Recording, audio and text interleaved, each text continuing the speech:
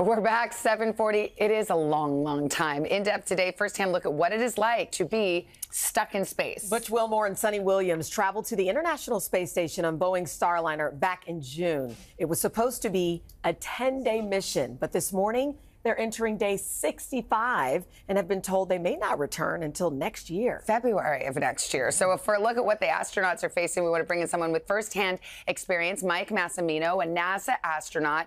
He's a veteran of 2 space flights and now a professor of mechanical engineering at Columbia University. Professor Mike, thank you for being with us. Thanks for having me. All right, we have a lot of weird questions about just how this works. But first, just, I mean, the big picture here.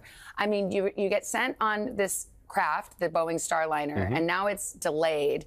I mean, is this the right call? How worried would you be if you're an astronaut that you went there and your ride isn't able to return?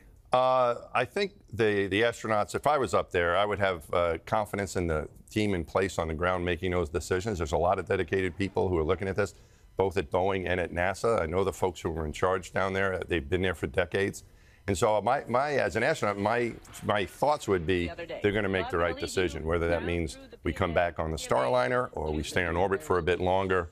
In this case, it might be a lot longer, and come back with a different ride. So I think they have confidence in the team. In the meantime, we're hearing potentially February. What about supplies? I mean, do they have enough supplies from the real things to, I don't know, their clothes? Yeah, great question. Yes, they do. They do. Yeah, so they try to think of everything, and delays can happen. We did have an astronaut, Frank Rubio, was going on a 6-month mission that turned into a 1-year mission. Oh, wow. So they do have extras up there, but they also have supply ships that go up there, and those supply ships can get packed not at the last minute, but pretty close to the launch time. So if they need extra this or that or whatever, they can supply. So they do have deliveries coming there pretty often. So, I mean, how do they shower? You know, like how, what about, how, I mean, I was trying to pack extra underwear for a long trip, you know, but this is getting ridiculous. There's no, running water in space is a problem because it floats, and also it's also a kind of a commodity.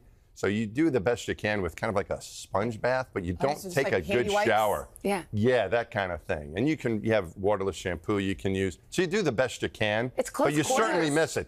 Yeah, you're around each other, and after a little bit, you start to. The only smell inside is that. So yeah, pretty much. You're all in it together. That's right. Both funky. It's not that. That's not really. It's really not that bad. Believe it or not. You know what? And finally, though, what about the headspace? I mean, just frankly, your mental health. You know, I'm sure they're able to talk with their family and friends via FaceTime or something like that. But it still has to weigh on your mind for a while when you're technically stuck. Missing the holidays potentially. Oh, that's true. All these are valid things to think about, and that is, I think, the tough part about it. Especially when you have your expectation, I'm going to be away for a certain amount of time. Your family is prepared. You know, you kind of go in with that mindset. And understanding we're going to get delayed maybe a few days or a few weeks, and that's kind of like gravy. That's a good thing. A couple months, you know, they've been up there now 2 months instead of the 8 days. You know, okay, that's all right. But looking at another 6 months, that is going to take a shift in mindset, not only for the crew, but also for their families and people on the ground. Because you have holidays, things happen, good and bad. Can we do anything for them? Can we wish them well, or I don't know, this is great. Absolutely. Seriously. Yeah, I think just having everyone thinking about them, I think that means a lot to them. I'll send them an email, let them know. Yeah, send them an email, let them know we care about it. And if they want a care package. We can do that. You're the best at care packages. Savannah's great. We can see if we can arrange that, you know. But certainly it's nice to have people thinking about it. But they're going to be okay, and I'm sure they're enjoying their time as best they can and doing their job. We are thinking of them. Proud of them, too. There you go. Thank you. Thanks, Mike. You bet. My pleasure. Oh, thanks for having me. You are. All right. Time now for another check of someone who's delightful. Oh, well, thank you. Hey, guys, take a look at this.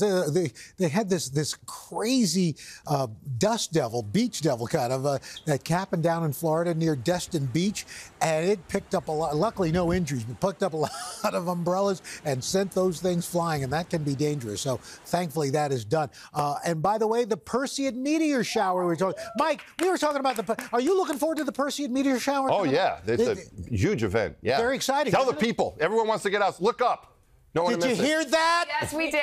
Okay, Mike says the Perseid meteor shower. So this weekend, it's going to be great. I mean, the peak is going to be Sunday night. You look to the northeast toward the constellation Perseus. We're going to be seeing 50 to 75 meteors visible per hour. The moon sets around 11, so the best viewing will be after midnight. Stay away from any outside lights. Here's where we're going to be looking at great viewing conditions. Northeast, Great Lakes looking pretty good. A starry night, mostly clear through the southeast. Shooting stars down over Texas. Some clouds along the coast, but inland sections of the west coast going to be great for looking at that Perseid meteor shower. Unfortunately, poor air quality in the Pacific Northwest due to some of those wildfires, windy and stormy due to the remnants of Debbie, and plenty of sunshine in the midsection of the country. That's what's going on around the country. Here's what's happening in your neck of the woods. Hey, thanks for watching. Don't miss the Today Show every weekday at 11 a.m. Eastern, 8 Pacific on our streaming channel, Today All Day. To watch, head to today.com/allday or click the link right here.